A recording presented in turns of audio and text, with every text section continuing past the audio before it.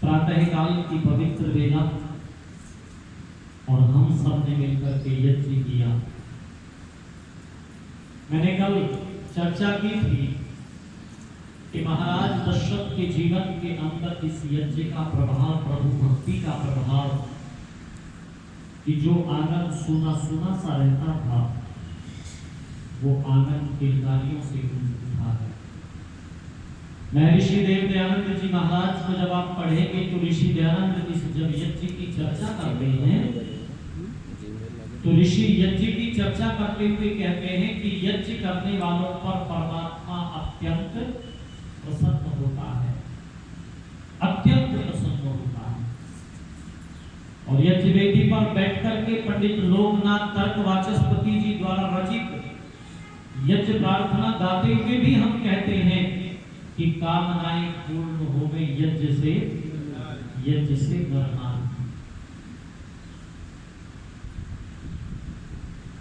इस यज्ञ को करने वाले का जीवन आनंद से परिपूर्ण होता है। प्रभु उसका हाथ पकड़ लेता है जो अपने जीवन के अंदर यज्ञ को अपनाता है। मैं से बहुत सारे उदाहरण आपके बीच में आज भी लौकिक उदाहरण प्रस्तुत कर सकता हूं जिन्होंने इस यज्ञ को अपने जीवन के अंदर अपनाया और भगवान की कृपा उनके जीवन के अंदर बरसी। एमडीएच वाले को आप जानते हैं, मसाले एमडीएच, कई बार उनके यहाँ पर जाने का अवसर मिलता है। वो लोगों को बड़ी प्रेरणा देते हैं। रोज 2 किलो घी से यज्ञ करते हैं। वो 1 किलो घी तो पहले अपने घर लगा करके आते हैं जहाँ रहते हैं, शुद्ध देसी गाय का घी चम्मच भर भर करके आहुति देते हैं। और फिर जो कीर्ति नगर में उनकी फैक्ट्री है वहां पर सत्संग हॉल बनाया हुआ है, यज्ञशाला बनाई हुई है। जितने भी कर्मचारी हैं वो 15-20 मिनट पहले आते हैं, पहले यज्ञ होता है, उसके बाद फैक्ट्री का काम शुरू होता है। कहते हैं बड़े भाव विभोर होकर के मैं तो तांगा चलाया करता था, लेकिन एक दिन मन में ये विचार आने लगा क्या सारी उम्र तांगा चलाते गुजर जाए। पाकिस्तान से आए थे, बंटवारे के बाद इधर आना हुआ तो जिस परिवार से जुड़े हुए थे संपन्न परिवार था, लेकिन परिस्थितियां जब जीवन में बदलती है ना तो राजा रंक हो जाते हैं और रंक राजा होते हैं। स्थितियां विपरीत थी लेकिन यज्ञ नहीं छोड़ा उन्होंने। आप आज भी दिल्ली में जितनी आर्य समाज स्थापित हैं, दिल्ली की आर्य समाजों का यदि आप एक परीक्षण करने लगे, यदि एक जांच आप उनकी करें तो उनमें से लगभग 80-85% आर्य समाज ऐसी पाएंगी जो उधर से पाकिस्तान से लोग इधर आए और उन्होंने यहाँ पर आकर के पहले उन स्थानों पर यज्ञ करना शुरू किया। और उनके बुजुर्ग आज भाव विभोर होकर कहते हैं हम तो सब कुछ लूट पिट करके आए थे, लेकिन फिर भी कैंपों में रहे वो लोग भोजन के लाले थे, पर यज्ञ करना उन्होंने नहीं छोड़ा। यज्ञ करते रहे, कैंपों में रहते हुए भी जहां रोटी नहीं मिलती थी खाने को उस समय पर, लेकिन यज्ञ करते रहे, सामग्री की व्यवस्था करते रहे, घृत की व्यवस्था करते रहे, यज्ञ करते रहे। भगवान ने उनका हाथ पकड़ा। धर्म प्रेमी बंधुओं, माताओं और बहनों, ये यज्ञ का ही प्रभाव था कि उस प्रभु की कृपा राजा दशरथ के जीवन के अंदर बरसी और घर आंगन खुशियों से भर गया। और श्री राम ने इस यज्ञ की बड़े प्राणपन से रक्षा की। महाराज दशरथ तो अपनी अयोध्या में बहुत आनंदित हैं। उनके चारों पुत्र उत्तरोत्तर वृद्धि को प्राप्त हो रहे हैं। 15 वर्ष व्यतीत हो चुके हैं और महाराज दशरथ अपने पुत्रों को देख करके बड़े आनंदित होते हैं। विशेष रूप से श्री राम में विशेष प्रकार का अनुराग महाराज दशरथ का है। श्री राम को देखते ही राजा दशरथ को ऐसा लगता है जैसे समस्त संसार का वैभव उनकी बाहों में आ गया है। और महाराज दशरथ जी ने महाभारत काल में लिखा, एक पिता को सबसे ज्यादा आनंद की अनुभूति कब होती है? तो महाभारत काल में लिखा कि जब गाले और मिट्टी से सना हुआ पुत्र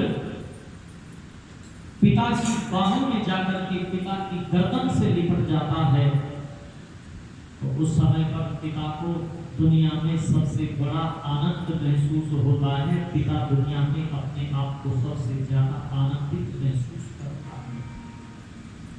राजा दशरथ के मन के भाव भी यही थे। श्री राम को देखते थे तो आशीर्वाद यही निकलता था। तुलना करते थे कि तुझे सूरज कहूं या चंदा, तुझे दीप कहूं या तारा, मेरा नाम करेगा रोशन, जग में मेरा नाम दुलारा, मेरा नाम करेगा रोशन, जग में मेरा नाम दुलारा। माताओं बहनों धर्म प्रेमी बंधुओं, संतान को सुसंतान बनाने का सूत्र है। जब पिता पॉजिटिव एनर्जी अपने बेटे में संप्रेषित करता है, मेरा ये पुत्र बड़ा होकर के इतने सुंदर कार्यों की छड़ी लगा देगा कि इसके सामने मेरा नाम छोटा पड़ जाएगा, लोग मुझे इसके नाम से जानेंगे। एक तरीका तो ये है, और एक दूसरा तरीका यह है कि बचपन से ही पिता ये कहना शुरू करता है, ना शिकर के छोटे इस घर का, मेरे कुछ खराब कर्म थे, ये पता नहीं कहां का कहां आ गया। पड़ोसी कोई आता है, बोले जी हम तो इस बच्चे से बहुत परेशान। मैं निवेदन करने लगा हूं, पॉजिटिव एनर्जी संप्रेषित करता है, पॉजिटिव विचार अपने बेटे को देता है। ये मेरा बेटा अद्भुत प्रतिभा का धनी है, ये मेरा बेटा बड़ा होकर के मेरा नाम रोशन कर देगा, ऐसे काम करेगा। और कहता है मेरे बेटे कभी ऐसा कोई काम मत कर देना कि जिससे मेरा सब झुक जाए। तब वही संतान कहती है कि बड़ी होकर के जब वो बड़े होते हैं, पिता की ये विचारधारा, माता की ये विचारधारा, ये सुसंस्कार जब उनके जीवन में आते हैं, तब वो एक दिन बड़े होकर के इन पंक्तियों को कुछ यूं गुनगुनाते हैं पिता के चरणों में बैठकर कि मुझे किस दुनिया में लाया, मुझे बोलना चलना सिखाया, हे मात पिता तुम्हें वंदन, मैंने किस्मत से तुम्हें पाया, मेरे मात पिता तुम्हें वंदन, मैंने किस्मत से तुम्हें पाया, मेरे मात पिता तुम्हें वंदन, मैंने किस्मत से तुम्हें पाया, मैं उठा कर सर चल पाऊं, इस लायक तुमने किया है, कहीं हाथ नहीं फैलाऊं, मुझे तुमने इतना दिया है, मुझे धर्म की रीत सिखाई, मुझे जग की रीत सिखाई, मुझे धर्म का पाठ पढ़ाया, मेरे मात पिता तुम्हें वंदन, मैंने किस्मत से तुम्हें पाया, हे मात पिता किस्मत से तुम्हें पाया। मैं जब से जग में आया, बने तुम ही शीतल छाया। कभी बैठाया कंधों पर, कभी गोदी में से लाया। मेरे सिर पर हाथ रख कर, मेरे सिर पर हाथ रख कर, बस प्यार ही प्यार लुटाया। हे माता पिता तुम्हें वंदन, मैंने किस्मत से तुम्हें पाया।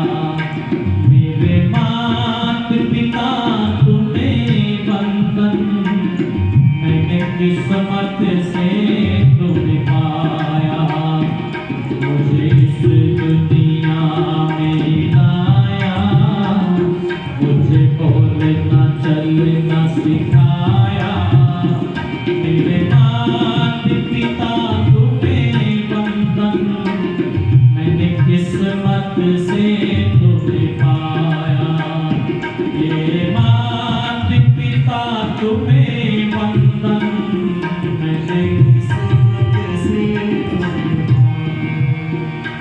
माँ बाप की आँखों से मैं आंसू बन के न गिरूंगा।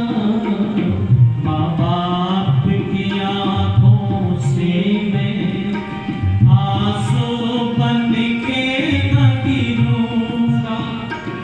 माँ बाप का सर जो झुका दे, मैं ऐसा कुछ न करूंगा।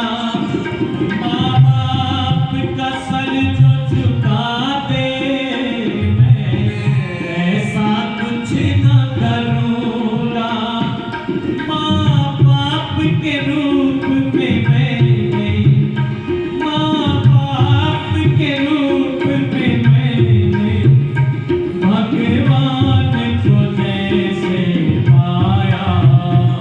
हे माता पिता तुम्हें वंदन, मैंने किस्मत से तुम्हें पाया। हे माता पिता तुम्हें वंदन, मैंने किस्मत से तुम्हें पाया। मुझे इस दुनिया में लाया, मुझे बोलना चलना सिखाया। ये माता पिता तुम्हें वंदन, मैंने किस्मत से तुम्हें पाया। मेरे माता पिता तुम्हें वंदन, मैंने किस्मत से तुम्हें पाया।